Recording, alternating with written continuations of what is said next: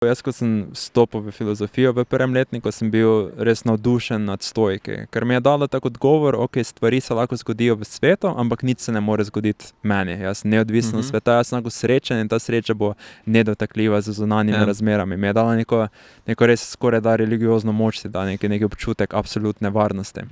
Ampak potem pa sem bral Aristotela in se mi je zdelo takrat, sem bil zelo razočaran nad tem, da pa Aristotel pa da zunanje pogoje, kaj boš rabo za srečo, rabiš dobre prijatelje. Prijatelje, pa neke osnovne gmotne. Ja, rabiš nekaj, ne vem, da fizično hrano, bolezni, bolan ne moreš biti. In sem bil ful razočaran, tak Aristotel. Mislim, jaz hočem biti srečen, ne glede na vse, ne reš mi zdaj pogoje postavljati. Mi je bila njegova teorija čist takrat nezadovoljiva. Zanimivo, ker je tako časovno je dokaj blizu stoiški. Je pa drugo obdobje, on je živel v nekem miru, stoiki pa so se rodili iz tega helenističnega nereda.